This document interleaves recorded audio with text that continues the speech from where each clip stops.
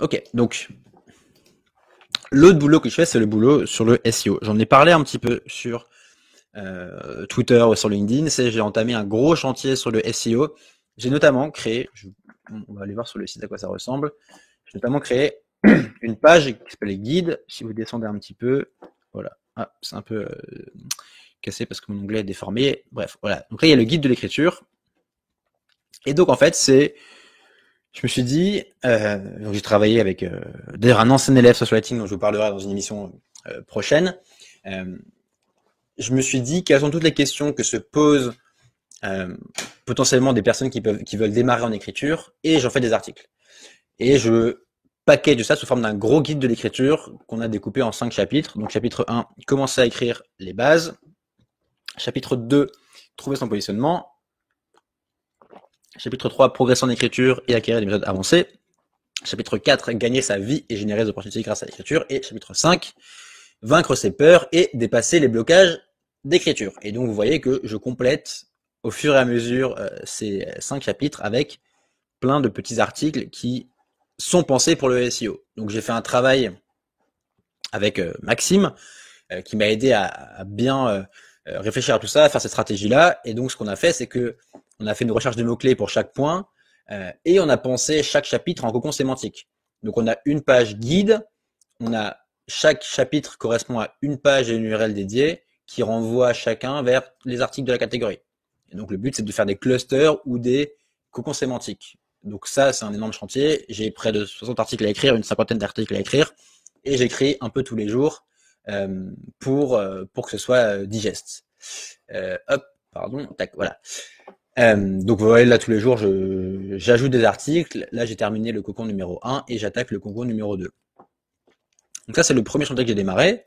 Donc si vous voyez, donc là voilà, je communique un peu dessus. Tac, on va fermer ça. Donc là, le but, c'est de débloquer le SEO Google, qui est pour l'instant inexistant. Donc source supplémentaire de trafic, qui renvoie vers mon guide de l'écriture et ensuite qui renvoie vers ma newsletter. Et puis un autre chantier qui est le chantier de l'Ads, où là je bosse avec un freelance qui m'aide à faire des pubs notamment sur Facebook et sur Insta. D'ailleurs, peut-être que vous me voyez en ce moment même. Je sais que moi je me vois souvent sur Instagram et sur Facebook et c'est très perturbant de se voir en pub.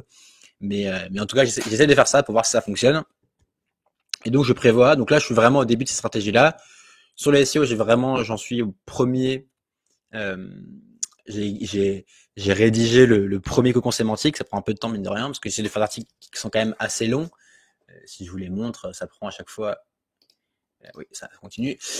Chaque article fait facilement 1000 mots. Enfin, c'est assez long. J'essaie vraiment de faire des bons articles, pas uniquement des articles écrits à la va-vite. Et donc, je vous partagerai tout ça au fur et à mesure. Alors, ça va prendre quelques mois pour avoir les résultats, mais peut-être que d'ici 3 mois, peut-être qu'on aura le premier résultat. Et en tout cas, d'ici au moins 6 mois, je pense qu'on va pouvoir voir est-ce que ça fonctionne ou pas. Parce qu'aujourd'hui, je suis vraiment à zéro, donc pour voir si ça marche en termes de SEO, si ça marche, on le verra. Donc, hop, je vais couper le partage d'écran. Alan qui me dit oui, on me voit on me voit en pub. C'est mieux que les pubs pour les NFT. Et ben, je sais pas si les pubs sur les NFT sont autorisées. Nelly qui me demande, tu n'as pas l'impression de dévoiler tout au contenu ta valeur? Alors c'est une excellente question.